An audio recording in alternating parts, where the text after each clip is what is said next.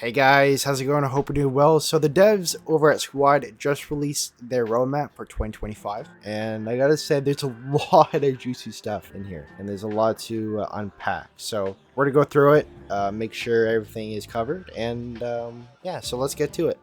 First up, we got the social progression feature. I gotta say this is pretty neat. So basically what this means is that players can award each other with tokens or points with teaching, teamwork, leadership, like squad leader or anti-tank. So for this new system, we'll have a dedicated page for yourself.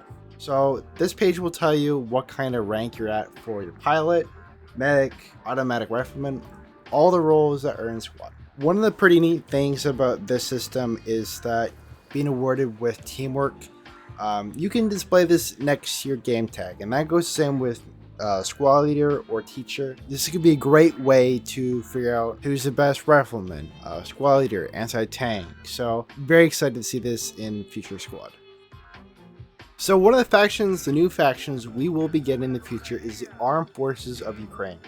Obviously, with the war in Ukraine going on right now, there's been a surge of populator for this new faction because of that war. I think it was a little bit more than a year ago. Squad made a poll on Twitter or X saying what kind of faction you like to see next added to Squad.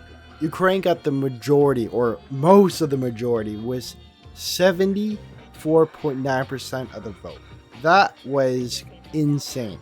I have a couple of photos, just a sneak peek into the faction may look like. I have two photos of two different squad leaders. I gotta say the uniforms are on point, but just remember it's still concept art and will probably likely change in the future. So the devs have planned to upgrade squad to 5.5. I have no idea the difference between 5.0 5.5, but we are getting a Eastern European rework. We have one picture I will show you on the screen right now. So this is a little sneak peek.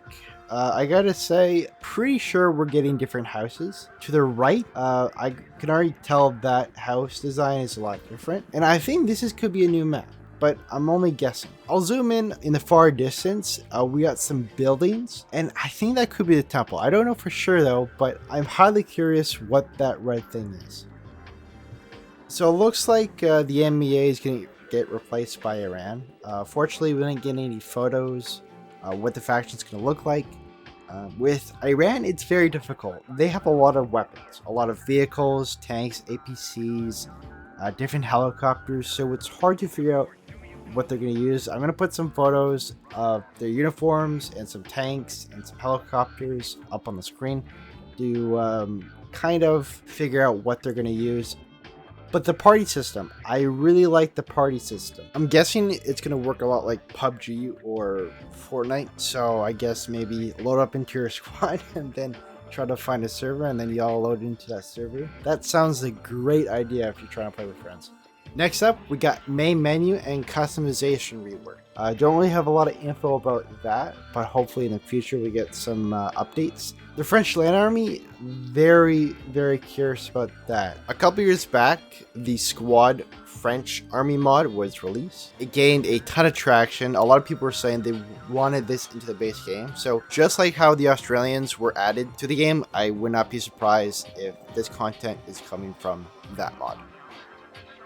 The Territorial Control game mode is also getting an improved version, which is highly needed. Basically, in Squad right now, there's only two game modes, Invasion and Advanced and Secure. There is other game modes, but it's not played.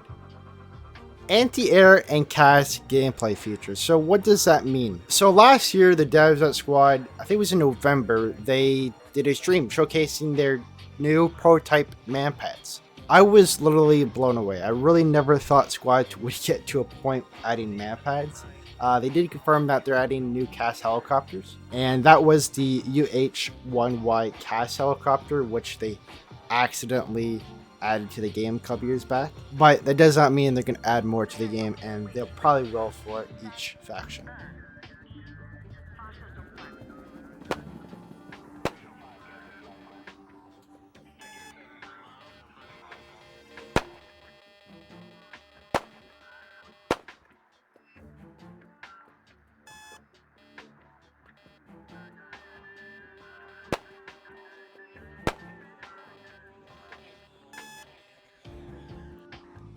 So next update, we're gonna get some more emotes. This is pretty cool. Gestures in vehicles.